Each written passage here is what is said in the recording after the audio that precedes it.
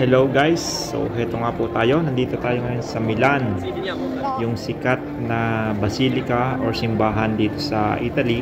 Isa sa sikat na simbahan, yung Domo kung tawagin.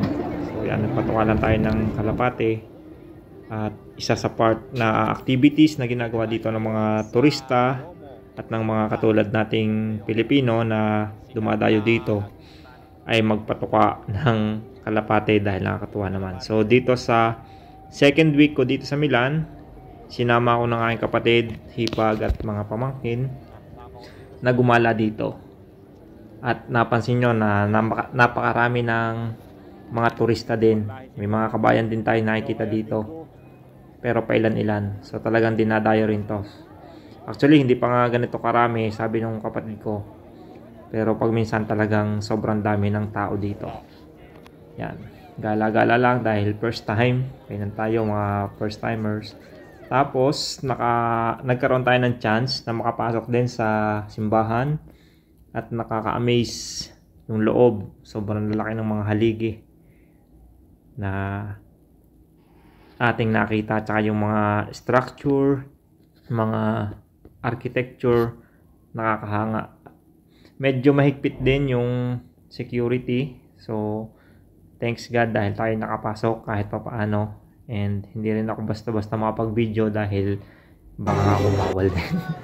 And then pagkatapos, yan, punta tayo dito sa Jollibee Milan kasama sina ate at saka yung mga pamangkin yan. So, marami din mga Pilipino talaga na dumayo dito, pero napansin ko rin kahit ibang lahi. So, hindi ko na alam kung anong lahi. Maraming ibang lahi na dito na rin kumakain. So, talagang Jollibee ang dinadayo rin nila dito sa Milan. So, hindi ko alam kung marami na silang branch dito sa Italy. Pero for now, dito tayo sa Milan branch. So, malapit lang din niya doon sa simbahan nating pinuntahan. And then, pagkatapos natin kumain, siyempre, lumabas na rin tayo para magbigay daan sa mga bagong dadating na gusto rin kumain. Kasi medyo maliit yung space. Kaya dapat ay bigayan din. So, yan. Pagkatapos, balik ulit tayo doon sa park. O doon sa tapat ng simbahan. So, gala-gala ulit kasi mahaba pa naman ang oras. At saka dito, halos alas 8, alas 9 na bago lumubog yung araw. Kaya ito kahit medyo hapon na rin ay tirik na tirik pa ang araw. So, yan. Tapos, punta kami dito sa mga architecture pa na katabi ng simbahan. So, gala-gala lang tayo. And, yan. Daming mga turista. Hindi mo na alam kung anong lahi ang ating nakikita. Ito yung aking pamangkin at si kuya. Sinamahan ako dito. Dahil sabi nga daw nila pag bagong dating ka dito sa Italia, dito sa Domo ang kalimitang pinagdadalhan.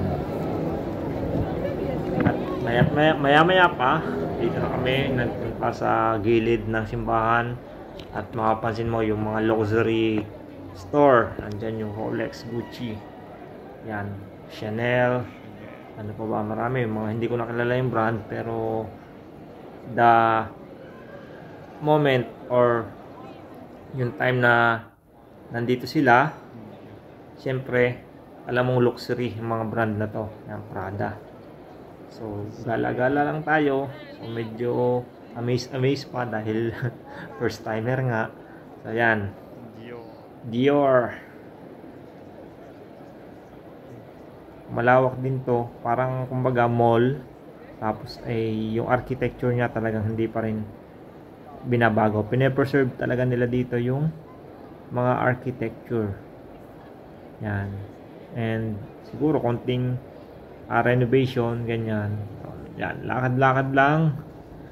At parang palipas oras na rin. Yan.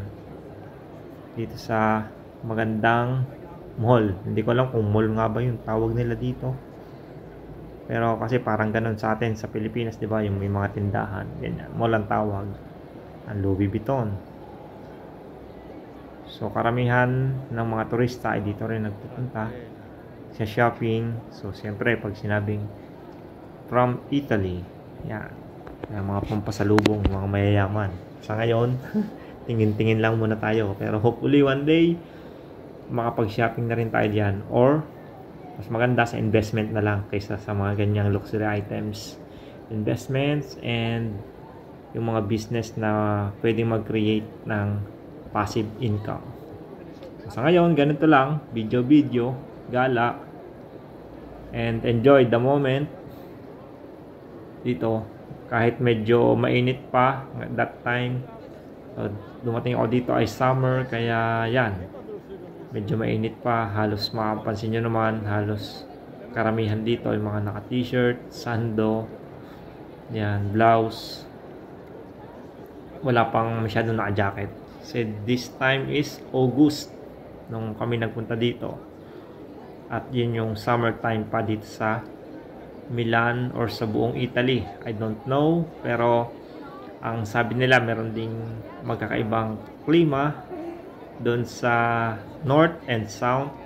So hindi ko alam kung may mga nag-i-snow din dito, hindi pa natin alam dahil 2 weeks pa nga lang tayo dito, hindi pa natin alam yung kabuuang cycle ng klima dito sa Italy. So hopefully maka-adapt tayo ng mabilis para magtagal din dito. So number 1 na dapat kong adapt is yung language nila, dahil dito talagang obligado tayong makapagsalita ng Italian language. So maswerte din ako dahil kahit paano yung mga pamangkin ko at mga kapatid ko marunong na rin sa pagsasalita ng Italiano. So yon, after how many hours uwian naman. So yan, tayo sa Duomo at papunta na tayo sa train station. So thank you for watching. So, God bless. See you the next video. Bye bye.